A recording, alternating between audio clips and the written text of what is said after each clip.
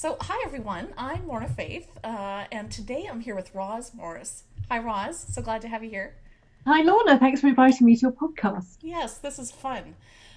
In case listeners don't know, Roz Morris is the best-selling author of over a dozen novels as a ghostwriter, and she's also written books like her own books, My Memories of a Future Life and Form 3, under her own name.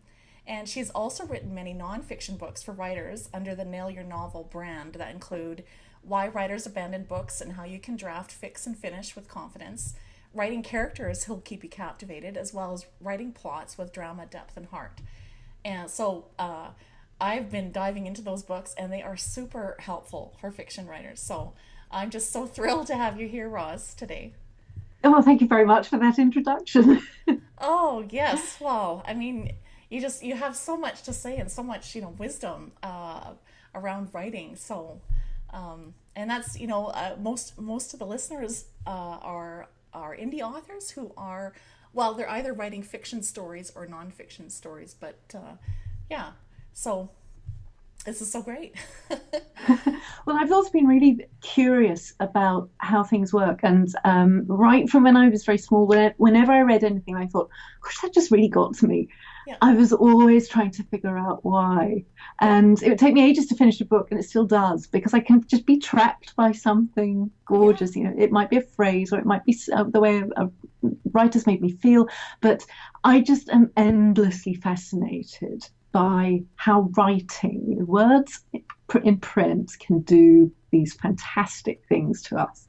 Oh yes. Well, and I totally get that. I mean, it's like when you're reading a book, and maybe that's what draws us to the written word, right? In a book, is that you don't know.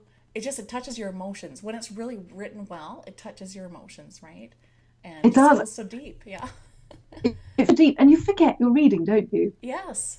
You feel It's like you're actually there. Yeah. you are there, and that's one of the real magic, personal things about a good book, isn't it? Yeah. Yeah. No, I mean, I think I'm just starting to understand that, but of course, you know, you have such a wealth of knowledge about this, and that's why I just wanted to chat with you and uh, sort of dig deeper into that. So, do you mind just starting off and sharing your story, how you got started writing novels, and then later nonfiction books, and then and which transferred into teaching master classes on storytelling? Okay, well, every writer probably starts with an unconventional story. Mine was a little bit unconventional. I'd always been messing around with stories and things, and trying to write, but I didn't really take it seriously until I married a writer. Yeah. And then suddenly I was among people for whom writing was just a normal thing they did. And I found, I had lots of things I wanted to write and say, and so they kind of brought me out of it. And then my husband he was doing a lot of writing for publishers, all sorts of different things. He did a bit of ghostwriting. He wrote various series, and he had one book that he'd written for a series, and the publisher changed their mind about what they wanted, because they actually commissioned 12 different authors to do books, and they were all supposed to go out under one name. It was chaos because Oh. nobody wrote anything Yeah. that was like the others. So they then tried to make everybody change their books, and he by then had got another commission that he had to do. So he said to me, "Well, you can write this, and I know you can do it. Just write them a new book." So Yeah. I did, and Oh it took wow. me 6 weeks. I wrote this book, gave it to the publisher. They said, "Oh, that's marvelous. That's exactly what we wanted." And at that point, he said, "It wasn't me. It was Roz." And so then I got my foot in the door, and then when editors needed, a book to fit a series or something rewritten, then they knew I was reliable, and they knew I'd take direction, and I just loved experimenting with the craft and doing whatever they wanted. And then when it came to to people who needed ghostwriters, I was, on their radar. And so that's how I got started. So most writers, when they go into things like ghostwriting, they start off with their own books, Yeah. and then they're commissioned because something they've written is like something that someone else needs. But with me, it was the other way around. So then I was ghostwriting books, and they got quite successful. And I realized one day with quite a shock that I'd sold about 4 million copies Oh, that's awesome. of these Wow. books. And I never discovered what happened to them. So I just happened to find out one day that a publishing friend said, "Do you realize how many you've sold?" And I didn't know. And at the same time, I was really wanting to write novels of my own and work out how to write kind of the books that were really in me. So I was working on those, and I was also working for a literary consultancy. I started taking manuscripts and tutoring people in just how they needed to bring them up to a publishable level, the things they needed to do. And every single one was different. Every person had a different strength and different weakness. And so I had sort of lots of fun looking at people's manuscripts and saying, okay, if you did this with this character, then it would do the thing you want. Or that's brilliant the way you've done that. Just bring this up a bit, and you'll find that should be ready to show to an agent, and they should take you seriously. So I did a lot of that. And from that, I wrote my Nail Your Novel series, because I was seeing certain difficulties come up all the time, certain things people had problems with. And I could see why they were doing them as well, because I'd done so many different kinds of writing, written quite a lot of different kinds of novels, because all the books I've written, ghosting, have been novels. Yeah. And, Oh, wow. and so I'd seen a lot of people. I'd seen a lot of different things that were needed of different kinds of genre, and with the mentoring, I was seeing a lot of people attempting things, not quite getting it, but I understood why they were doing it. So that gave me a big wealth of experience to draw on, and I wrote the Nail Your Novel books, and the first one I wrote was that one, Why Writers Abandon Books and How You Can Draft, Fix, and Finish with Confidence. Okay. And I wrote that because the biggest problems I saw people had were really getting to grips with deconstructing their books to see if, for instance, the structure worked, the character arcs sort of stretched throughout the whole book. I would say to a writer, okay, what you need to do is restructure this, put this sort of bit there, have a crescendo leading to this, and so on. And they would look horror struck, because they would think, I've got 100,000 words, how do you expect me to do that? Because what they thought editing was just fiddling with the pretty sentences, but actually it's not. To make the most of your book, you have to go a lot deeper. And I was quite used to completely dismembering a book so that it worked, and putting it back together so that it worked. And that's what you need to be able to do. And so I thought, well, I'll write a book about how I do this. And then people were also asking me about just how you get from a lot of ideas to something you can make into a first draft, how you keep control of everything. So that all became that book, Nail Your Novel. And then after that, I wrote one about characters and one about plot, because they again seemed to be areas where people were really struggling and needed things explained in quite a straightforward way. So that's that. No, that's really good. And I mean, kudos to you. My goodness, that's awesome. 4 million books, like that's just wonderful. So, but I mean, and that must have really helped then to understand how novels really are put together when you've written so many, when you've ghostwritten so many books, right? Yeah. It's about a dozen ghostwritten titles. Yeah.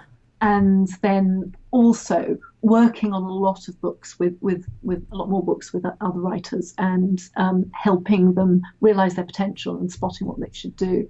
So all of that has gone into my Nail Your Novel books and my teaching, and also into the books that I write. I've learned such a lot from all those years. Yes. So I'm now really enjoying writing my own novels. Oh, that's so great. Yeah. So that's kind of, I mean, I've been really diving into, am working through the editing of my second historical romance actually right now, and so I've been going through your books, and I've been actually really reading through your book, Writing Plots with Drama, Depth, and Heart, and you talk about the difference between plot and story, which has totally helped me. Would you share your thoughts on what a plot is and how it differs to story? I think that was a bit of a aha moment for me because I was thinking they Right. were all the same. Well, So, people do use them interchangeably, and you can, and nobody would mind if you do or think you're ignorant. But the way I see it, and the reason I made the distinction is you could see plot as a series of events. This happens, and this happens, and this happens, and this happens. You know, imagine a calendar, this on this day, this on this day, this on this day. yeah, But you don't have to stick to that order when you write it in a story, because a story is what you make of it. yeah, So you could tell the whole lot backwards, okay, or you could tell it, you'd have everything that happened in spring and then jump to winter and then go back to summer. Um, think of something like Pulp Fiction, which has got that wonderful structure. You've got is it the end versus anyway? It's not told chronologically, but it makes something much better out of the events yeah, by telling it in a different order. yeah, So that's how I see the difference. The reason I make the distinction is to encourage people to think there's more that I could do than just telling the events in chronological order. There might be a better effect from experimenting a bit.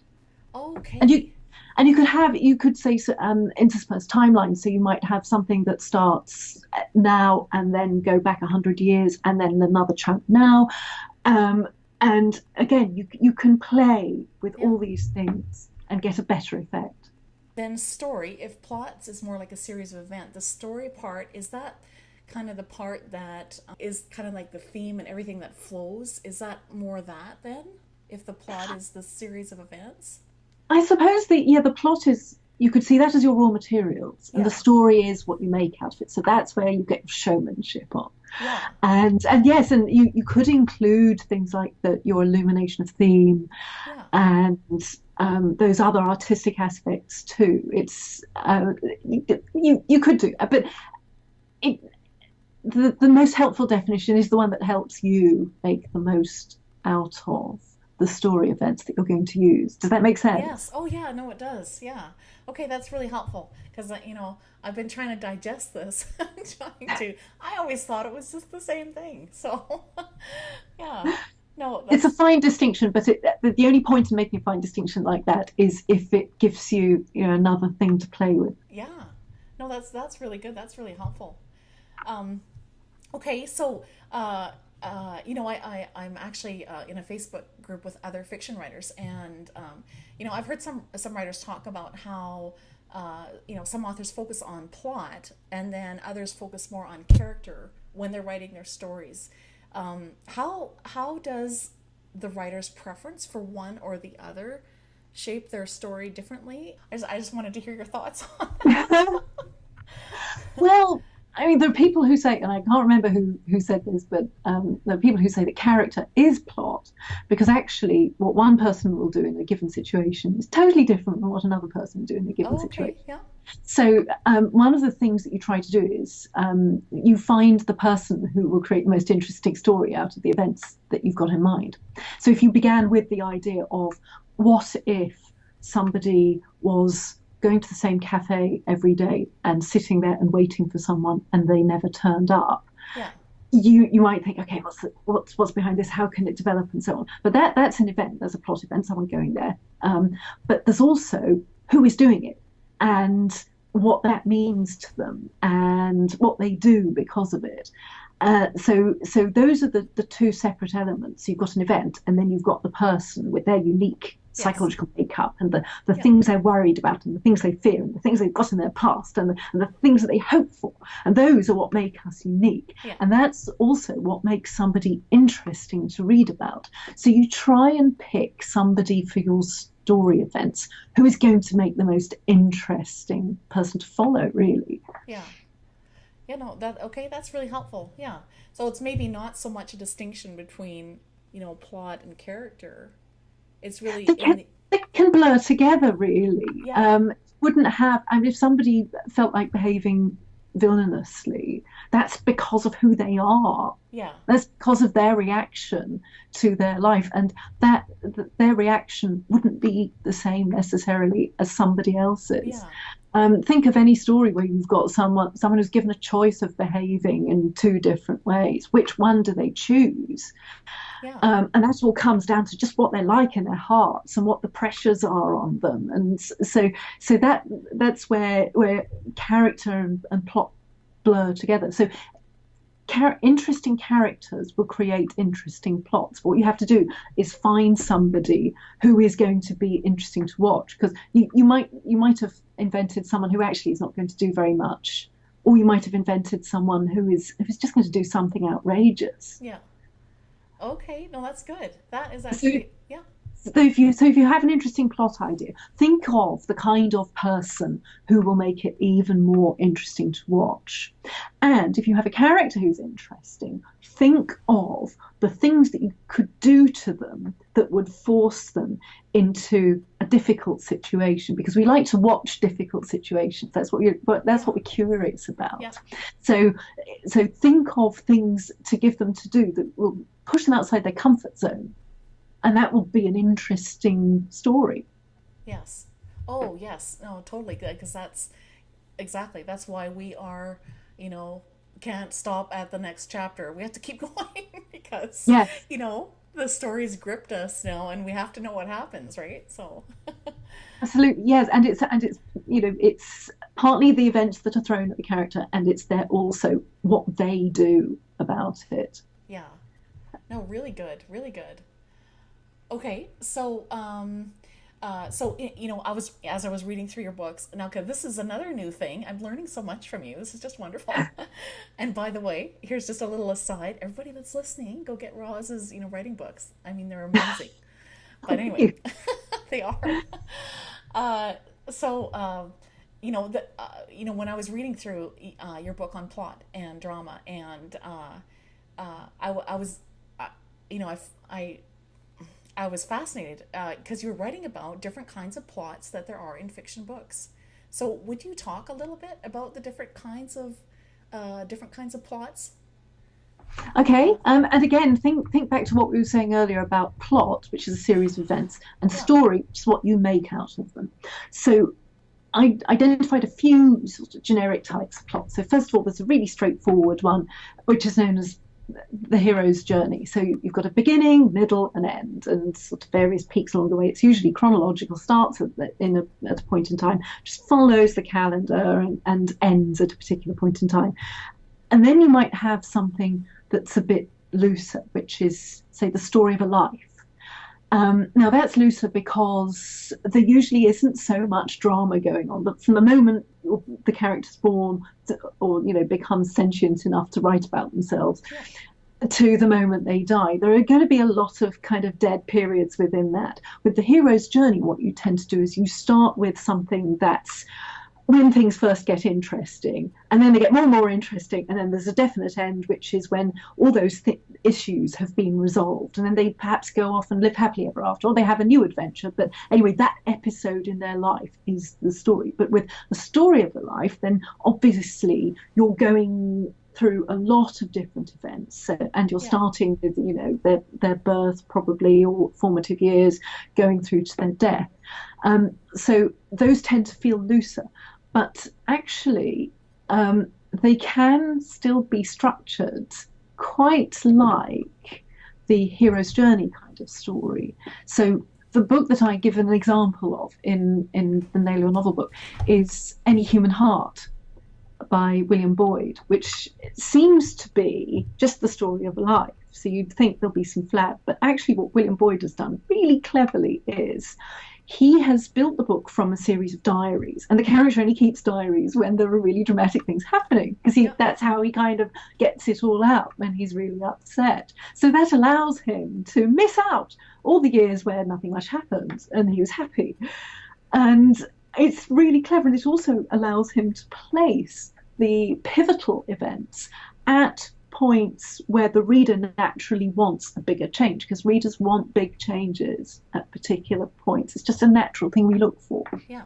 So you can get something like the story of a life, and you can make it appear to be loose, but actually you can structure it artfully with your storytelling so that it's a more sort of it's a more compelling thing. Yeah. So that's kind of the story of a life. Then you might have a parallel plot where you've got a few stories going on along their own tram lines, and they seem to sort of bounce off each other and enhance things about each other. The Day of the Jackal by Frederick Forsyth is a good example, and it's actually one group of people is hunting for the jackal, but they don't really get that close to him for a lot of the book. So they are kind of on their parallel lines. Yeah. And so we see a bit of the jackal and a bit of the people who are hunting for him, and we flip back and forth. And it adds up to, this is the storytelling element again, it adds up to crescendos and feelings of pressure and, they're going to meet. But those are two parallel plots. And another one is the ensemble plot, where you've got almost a view of a world with a lot of different people doing different things, and they seem to build up a picture of a society or a sense of thematic resonance. There's one of my favourite novels does this. It's On the Beach by Neville Shute, which is about, it's set in Australia, and it's about the end of the world. There's a group of people who are the last survivors of a nuclear war, and the mushroom cloud had spread all over the world, and Australia was the last place. So it's these people who are just ordinary Australian people, and they don't know when it's going to come, and they're just trying to get on with their lives, and they're trying to be normal, but they can't be normal. And you get these a little bit about one character who's a farmer, a little bit about a girl who had hoped for maybe a bit more of life before she was going to die. And you've got an old couple, and then you've also got some army people who come in a submarine, and so you just get episodes of their lives, and it adds up to this picture of humanity. Charles Dickens likes doing that too. You know, he has these massive casts, and they add up to an ensemble who is giving you this rich view of humanity in this rich world. So that's another thing that you can do with plot. And another one I like is the daisy chain, where you have a series of episodes and they're linked by something like, let's say, a suitcase. First person buys a suitcase, uses it for a bit, maybe sells it or maybe loses it, and then another person picks it up and they have adventures with it, and then another person, and you can do this. You can link stories with an object, and it can feel very satisfying. Wow. Yeah. So there's lots of things you can do with your idea. Yes. Yeah. No, that's. I was just thinking when you were talking about the ensemble type of plot. Would that be like? It seems like some dystopians are a little bit like that. Like what would you call, like, say something like the Hunger Games or Divergent series? I haven't read Divergent, but I have read the Hunger Games. I think the Hunger Games is more straightforward hero journey, but it's sort of in episodes, isn't it? Because the first book ends, but it doesn't really end because you've got several. So that's got sequels and so on, but it's not so much the ensemble. Just because you have other characters you cut away to doesn't necessarily mean it's an ensemble. An ensemble tends to have more main characters, I think. A lot more main characters. But here, this is an art we're talking about. There are always going to be boundaries. So you might have a bit of an ensemble feel, or just straightforward hero journey with a few protagonists. There are lots of different ways of looking at plots, but the main thing is to think, I've got all these ways at my disposal of handling the material I've got. What would be the most effective way for what I want to do? No, and that's so good. Well, and speaking of, making a story and a plot effective, you do talk about the 4 C's. breaking down a good plot into, the like curiosity, crescendo, coherence and change, I think. Yeah. And so would you just talk a little bit about that, and how does it affect a novel to make it a great story? Like, why are those important, I guess? Right. Well, when I was writing that, I was trying to distill something that all plots had in common, because there are also sort of very much more books that don't seem to have very much of a sort of forward thrust, and yet they might still keep you reading in some way. And so I was trying to figure out what that was, and if there was something that was common to almost all good novels.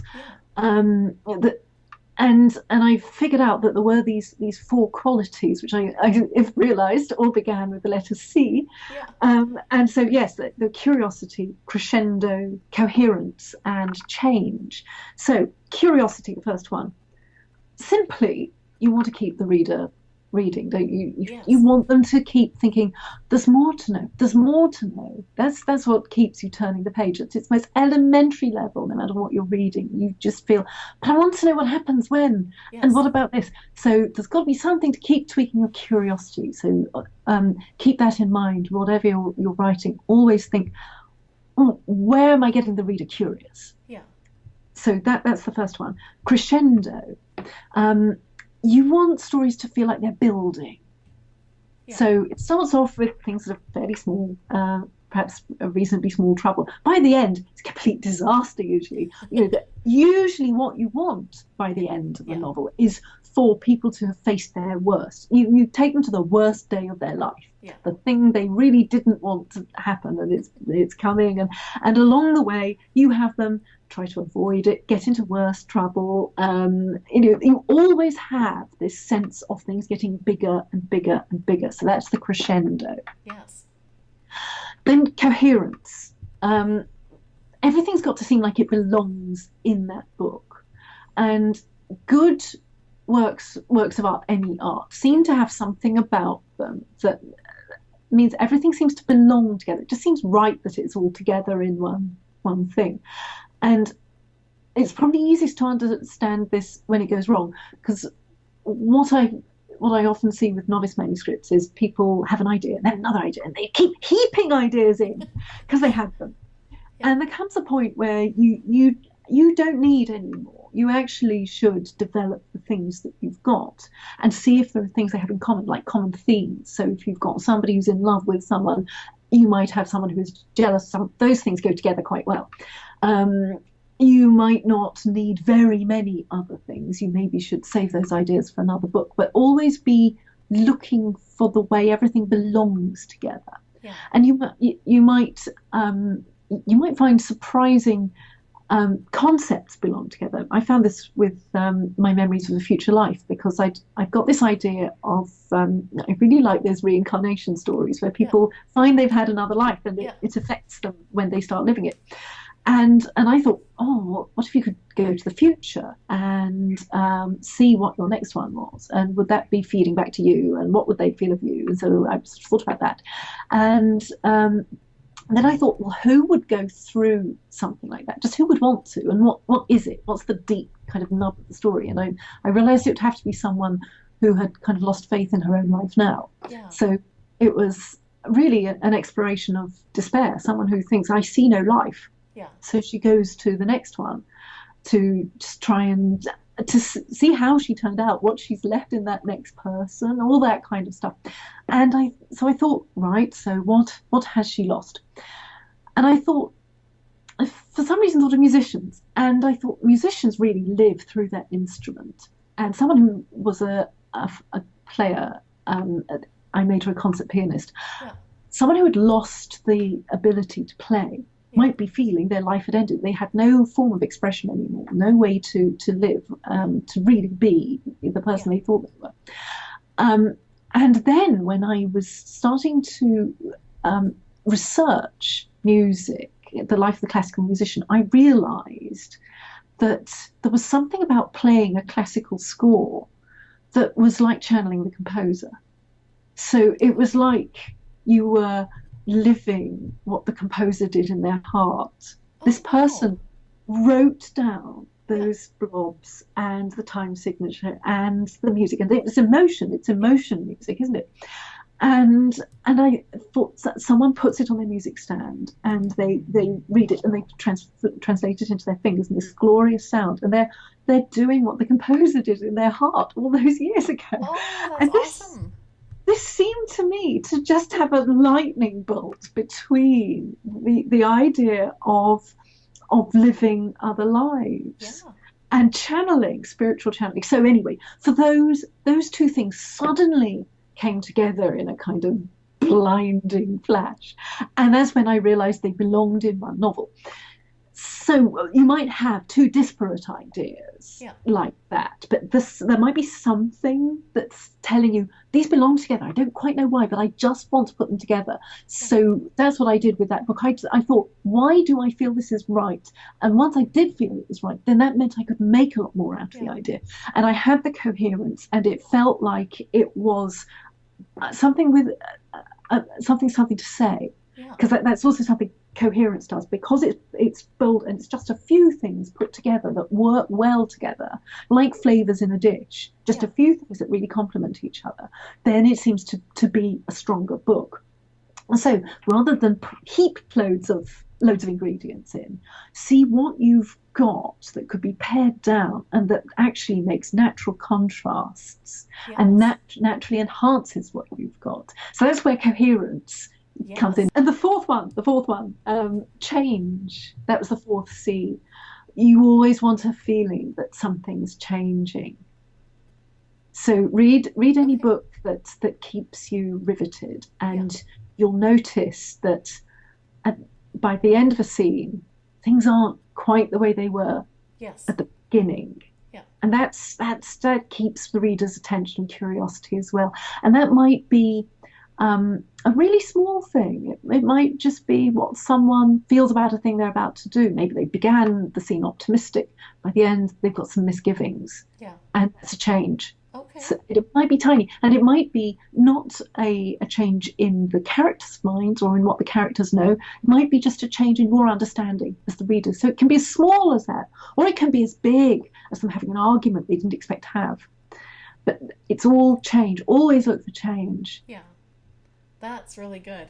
Well, and that really keeps a person riveted, right? To read the story. It sounds like there's, and even when I'm reading your book, there is a certain structure when you're writing a story, right? So is this something that has to be learned, and does structure come naturally after you've written a few novels? How is it for, especially with new writers?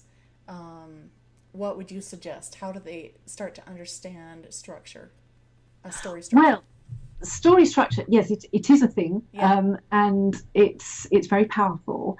And there are some people who just get it anyway. They just understand it from the word go, and they just absorb it naturally. And then there are some people who have to have it pointed out. But basically, I think what you're talking about is the 3-act or 4-act structure. Isn't it? Yes. So what you do is you have the kind of zones of the story where things are going along one way, and then they change, and then they go along for a bit, and then they change again, we've talked about the sense of change. We want the sense of change on a small level, sort of scene by scene. Every scene must seem to add a tiny bit of change, some kind of change, and then the reader. This is all down to how what the reader looks for. They almost get used to that degree of change, so they want something a bit bigger, and they seem to want them at just certain set points in the narrative. It just seems to be something that we are wired to look for. And so they're usually at the quarter points of the book. Now, you can be more fluid with this. Movies tend to have to be extremely strict because they've got to fit certain paradigms, and they've got to fit into a certain amount of time. With novels, we can stretch a lot more. With a short story, you might just have one change, and that's it. Then the story is done. But with novels, what you tend to need is a minimum of 3 turning points, Yeah. and they come at the quarter points. So you can imagine, to sort of see how I'm pointing in Yeah. so this makes sense. So Yeah. at the beginning, you've got the beginning, Yeah. and then about a quarter of the way through, you've Yeah. got the first major turning point, which is usually the point at which someone has done something and they can't go back. They've mucked things up, or they've made a choice, and that things can't be undone. So it's kicked them into a new phase of their lives. Yes. And then, so you've got that. And then in the, I'll talk about the sort of end point. By the 3/4 point, Yeah. you have got the situation I talked about, which is where everything is at its worst. Yeah. The thing that everyone dreaded has happened, and it's the real crisis that everyone's got to sort out. And then in the middle, Yeah. you should have another turning point, because again, the reader kind of gets numbed after a while to they've had the first change. Oh, well, that's changed things, and then they tootle along, and things are getting steadily worse and steadily worse. But you need a really big change in the middle. And the middle is usually what a lot of novice writers miss out. They actually have figured out what the beginning turning point is going to be. So they'd have the setup and the characters doing this, and then, oh my, there's been a car crash. And then they go on, and at the 3/4 point, they've got, and this is how it all got to, so it was really, really bad. And then in the middle, they didn't know what to do. Yeah. And there's even a name for this syndrome, the sagging middle, and that's just because they didn't know how to make things continue to be interesting. And the way you make them continue to be interesting is to have another turning point in the middle. Yes. So that's when you've got, say, the stakes suddenly change. Say the good one is characters fall in love, or they divorce, or something that really changes the status quo, and what the story events mean to everybody, and how important it is that things work out well, and what's going wrong, or someone's killed. You could have something like that, just something in the middle to shake everything up, and then you'll usually find that works a treat. Yeah. And then what you can do is you can add more turning points between those two pillars. So you've got the first third, final third, first quarter, final quarter. Yeah. And you can add more sort of big turning points in the middle. Shakespeare does this. He has 5 acts and turning points in each of them. But the minimum is 4, really, or three turning points, 4 sections. So you've got beginning, sort of first turning point up to the middle, and then middle to crisis to sort of everything comes down in a new order. Does that make sense?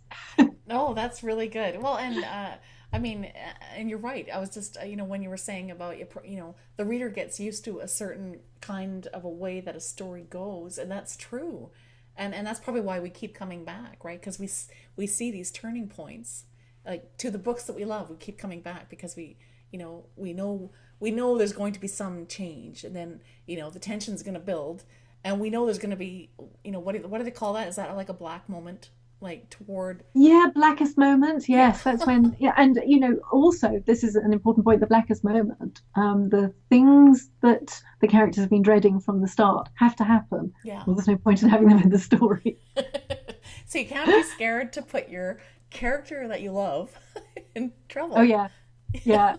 When I was doing I never got this with the ghosted novels. I used to do appalling things to people in those. But with my first, with my Memories of Future Life, because I was incredibly attached to that book while writing it, and I would wake up in the middle of the night and I think I've done dreadful things, really dreadful things. But then I go back to the desk and I think it's the right thing to do, and more is coming. So yeah, you do have to not be afraid of being extremely cruel, because it is what the reader is looking for, a big experience. Yes. No matter what kind of thing you're writing, you are hoping to give the reader something that was worth watching. Yeah. And so that might be a rumbustious adventure, or a towering romance, or it might even just be something that was a real dilemma that perhaps wouldn't look like very much to some other people, but it was really quite grueling for the person who goes through it. So Yes. you have to have this feeling of really sort of getting a rag and wringing it out. No, that's really good. Well, and even as I know, like, I don't know, and maybe I'm different that way, but when I read a book, if I'm really connecting, it's almost like I can see myself in that character, and I can, if I'm really connecting with what they're going through and their emotions, right? And but maybe that's why it's also important to, you know, to take a reader through the black moment, right? Because it pulls on your emotions as a reader, Yes, right? yes, it does. Well, there are all sorts of things that come out of what you've said. We get emotionally invested in characters. We want to see them do well, or we want to see them Yeah, caught, it's emotional, isn't it? We yeah, we get emotionally engaged by them. We care what happens, and we want to see the book fulfill its promises yes, as well. If we seem to have a promise that somebody is going to catch the killer, then we want to see that happen, but we also want to be surprised about it too. So endings are another important thing. We need an ending to be surprising but yes, inevitable. yeah, So it's kind of it feels like, oh yeah, this is what it's been building up to all along, but I'm still surprised by it, and that can be quite tricky to judge. yeah. That is true. It, you know, that is something that endings are something that I sometimes struggle with. I mean, if you're going to write another book, Roz. Mhm.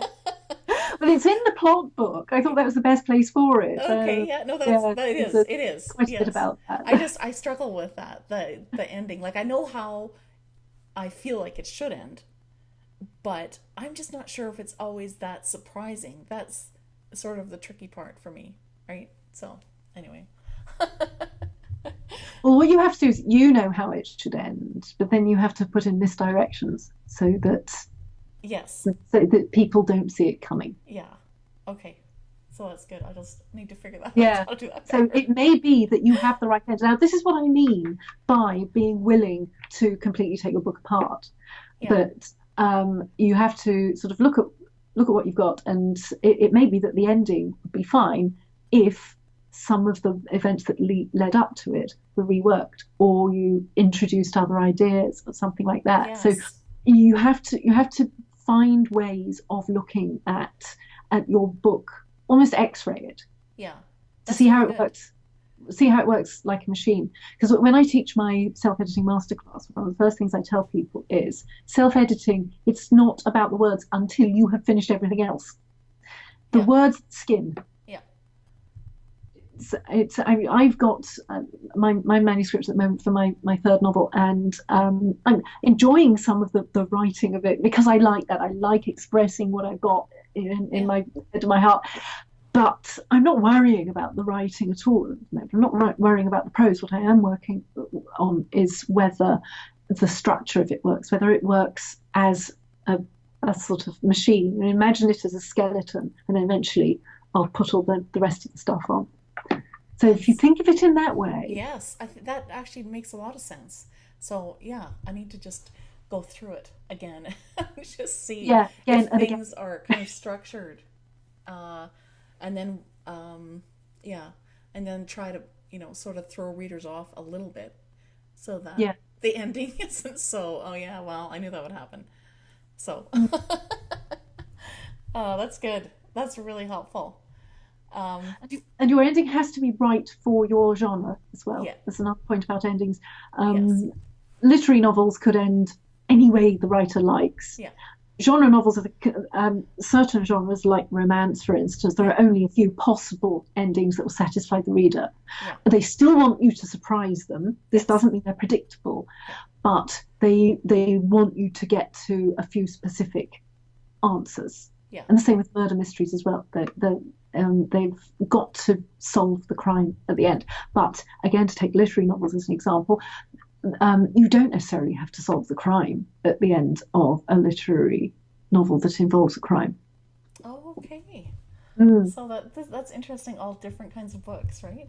Yeah, yeah. It how they depends what you're writing, and yeah, you may wonder what should you be writing when you write the kind of book that satisfies you. So, if you like if you like dystopian novels that end on a hopeful note, that's what you should write. yeah, If you like them to end on a very grim note, or for them to turn out to be some psychological meta world, then that's what you should write. yeah. No, that's really good. Well, and probably as writers, would you say that because you've met a lot of talked a lot to a lot of writers, but would you say that we sort of gravitate to writing something that we love to read? Would you say that that's true?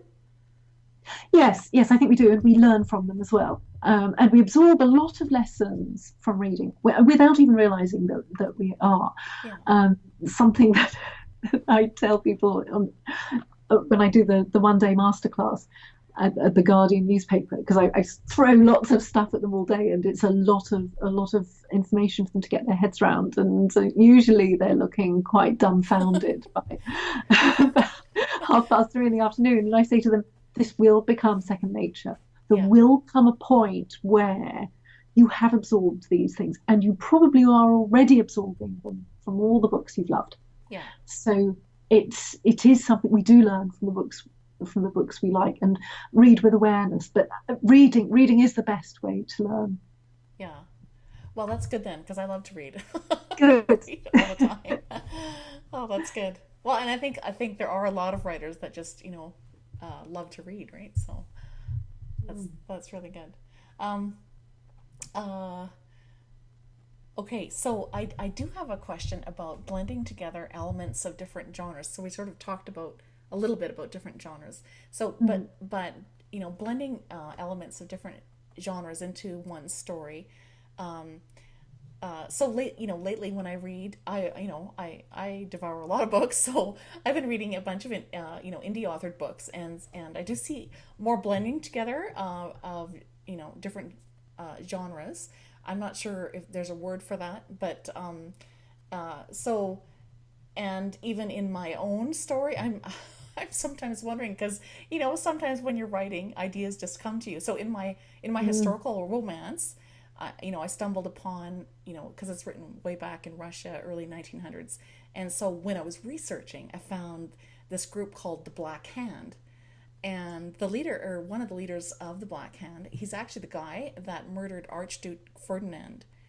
And this is what started off. This was the catalyst for World War One, right? Was that murder, right?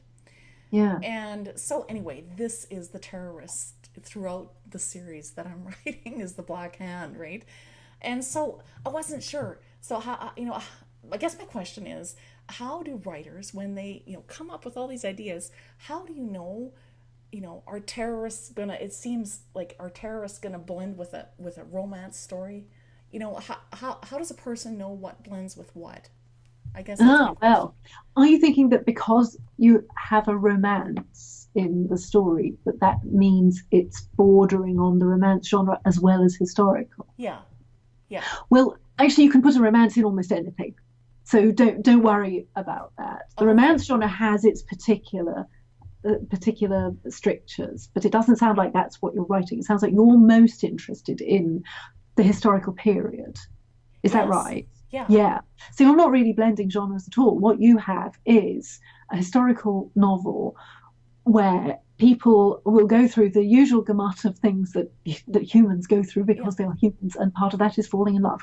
yes. Oh, okay, okay. I get, yeah, when you put it that way, then that's, Mm. yeah, And okay, there might be murders as well, and that doesn't make it crime. okay. So, So yeah, no, that's good. Um, so, you know, are there some, like, just maybe off the top of your head, are there some uh, genres that shouldn't be blended with another genre, like as far as reader expectations? Do you know what I mean? there can be, yes, and it is a good question to ask, because there are certain genres that some readers, they're an acquired taste for some readers. The most obvious is fantasy and science fiction, being blended with almost anything. And publishers really don't like it Yeah. because they tend to find that people who like science fiction or fantasy don't really like some of the other genres that they get blended with, and people who like, they're often blended with contemporary fiction. Yeah. People who like contemporary fiction don't really want their worlds messed around with, and a lot of fantasy stuff to learn all of a sudden. So that's what you have to think about. Now, you do have books that blend these things very successfully, and what usually happens is the writer picks that there's a kind of signature genre is going to be, so it's contemporary fiction, and they get the reader immersed in that and the characters, and then they introduce, say, the fantasy element or the science fiction element in a way that is actually palatable to readers of contemporary fiction. Okay. So that where a reader of science fiction would probably want a lot of world details. They don't mind all that being front loaded from the start, and there are scenes that are supposed to introduce you to the way the world works, how people go to work, how people transport themselves around, what they eat, all those kinds of details that you get, the world building stuff. A contemporary fiction reader does not want that. That's one of the things they hate, in fact. So if you are going to put those two things together, you have to introduce the science fiction element of it in a way that is palatable to contemporary readers of contemporary fiction. So focus on making the characters relatable, putting them in situations that almost anyone could empathize with, even if they didn't like science fiction. It's just a human in a situation, and then sneak in all the other science fiction stuff under the radar. So that's how you blend genres and get away with it. That's really great. Okay. So, I mean, that's very helpful to sort of, if you're trying to do something that's really different, that you would know how to do that then. That's really helpful. And it's something, as you say, you see it a lot in indie fiction, and it's partly because it's not considered very marketable by the general traditional publishing world. They don't like it for the reasons I said, and booksellers say, "Oh, I don't know where to put it in the shop." Some booksellers do, and some booksellers say, "Well, I put one copy in contemporary and one copy in science fiction, and I tell people it's a good book." So. Not everyone in the traditional publishing world is that stuffy, but they are harder to sell because of the fact that the two worlds don't really mix together very well. But the trick to making them mix together well is to choose which one is going to be your primary genre, and then write the other one to appeal to those kinds of readers. Yeah. And you could do it the other way around, actually. You could start with science fiction and then go to the contemporary world, and you perhaps wouldn't have to introduce so many details of how somebody went to work, but you could do it that way around too. Yeah. No, that's really good. Okay, that's super helpful. I I have so many other questions, but I know we are running out of time. So I just had a couple more questions to ask you. Would you just share a little bit of your own plotting process when you write your fiction? Do you, I don't know, like there's different things you can do. Like if you do like, this is what I've heard other writers do. Like some people will, do like story beats and outlining, or do you do any of that? What do you do? What's your process? I do all sorts of things. If you look on my website, I've actually got a page called How I Write in Pictures. And I've got pictures of my dining table with a lot of index cards. In fact, I have a stack of them here. I used these for the first draft of the novel I'm working on at the moment. Yeah. And what I use those for is I get ideas of plot events, and I write each one on an index card in a fat marker pen. So it's all got to be broad strokes, because you can't write little writing in fat marker pen. Yeah.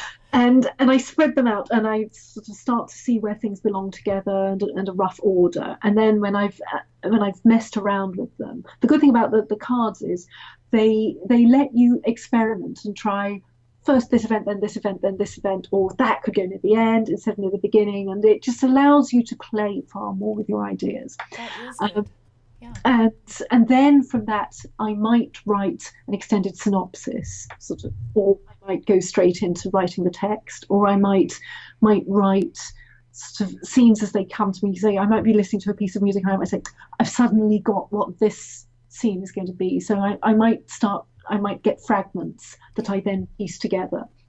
And then once I've done all that, I do a thing that I call the beat sheet, which then I have a draft. And then what I do is I go through it and this time I use a pen that can write very tiny on a big sheet of paper, because the point is to get it into an at a glance document. And I write every scene out, but what I do is I write out its purpose, why it's in the book, what it's there for. This will also help to keep that sense of change going. So it would be introduce Lila, and then introduce Paddy, and then Paddy runs over Lila's dog. And these are all just little summaries, one-line summaries, very, very small, of what is going in each scene, so that I can then see the book at a glance. Yeah. This is after I've done the draft, because when I do the draft, that's when I get lots of ideas and it's all sort of swirling around in my head, and I improvise and do all sorts of things. But so the beat sheet is a way to take all that under control again.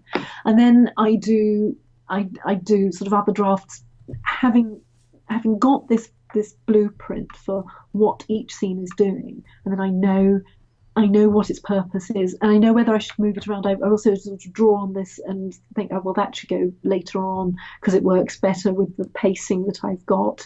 I draw emoticons on them so that I can see. This is it's a really good, really quick way of seeing whether you've got a happy scene, a sad scene, a sad. That's just that's too much, and that's all in my other Nail Your Novel book, my Writers Abandon Books, and How You Can Draft, Fix and Finish with Confidence, because this is the thing that I was finding writers couldn't do. They couldn't see their work objectively and analyse what was going on and work out whether they needed to move scenes around or chunks around or beef up a character's role. And you can see all that if you use these tools. So yeah, I do. I really love inventing tools, and I love inventing them on paper. Some people use Scrivener, and that's great as well. And Scrivener does mostly the same sort of things. I think you have a cork board and you have summaries and all sorts of things, scenes around. But I like having paper around me. If you could actually see my desk, you'd see I have a drift of notes there, which is for the novel. I've got a load of notes there for something else. I've got another lot of notes there, which is this is beat sheets for the novel I'm working on. Okay, great. Post-its stuck out to the side, and it all helps me take control of the material and use it better. That's that's my method. Very helpful. Yes. I love that. And actually that makes sense when you're doing index cards, because you can switch things around. You can just if you want to. It's like experimenting. It's kind of fun. Yeah. You want to keep the sense of creativity in play, because that's when you get your best ideas, and it's also, it just lets you sort of use the creative, inventive side of your brain. So if you write a list of what's happening, a lists are good in some parts of your process, but when you're initially deciding what goes where and where and where, then actually a list will tie you to an order without you even realizing it, and you don't necessarily want a certain phase. Bless you, whoever that was. That was my husband sneezing or coughing. Yeah. Okay, that's really great. I'm gonna try that, because I think that would help.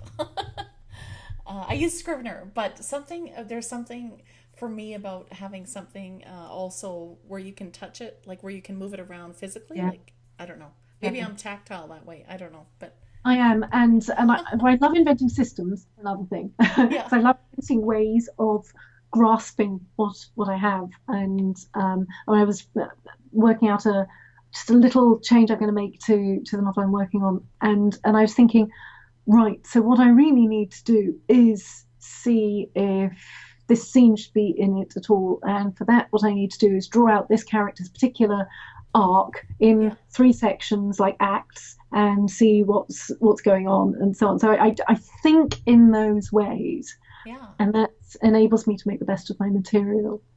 Yeah, that's really great. Oh, that's good. Well, thanks so much, Roz. This is great. Thanks so much for sharing your thoughts on all of this, writing a better story, everything, just how to make your story amazing. And this is so many aha moments. I'm gonna have to listen to this over and over again. But So, would you just share with listeners, new books and projects you've got on the go, and then where people can find you and your books online? Okay, I have a project that's top secret at the moment, but Okay, it won't be for very much longer. okay, It's not a ghost written project, but I'm just keeping it under wraps until I can tell people when they can get it. And the best way to actually find out about that is to subscribe to my newsletter. So if you go to my blog, www.nailyournovel.com, you'll see in the sidebar that there's a note, a little badge that says my newsletter. So sign up to that, and you can find out what's going on. Further afield, I also have a novel I'm working on, but that's probably not going to be ready for quite a few months at okay, least, because I keep thinking of new things to do to it. But that's that's part of the process. Eventually, it will be finished. yes, And yeah, that's it for the time being. I have a masterclass in Venice. If any of you are in Europe, then okay, I'm teaching a writing masterclass in Venice in September, and there'll be lots of tuition on how to edit your own work to a professional standard, all the things that professional writers do when they're assessing their own work, plus a really, really cool thing that's also a big secret, but is going to help you put those things you learned into action. So yeah, something I'm really excited about. oh, awesome, wow, that makes me want to fly to Europe. I'd like to be part of that. That'd be fun. Well, there's so many exciting things going on, Roz. That's great. Well, thanks so much, just for being, for taking the time to be on the podcast and just to share with those listening, how they can write their stories better. Really appreciate that. Oh, well, thank you for inviting me. It's been fun chatting.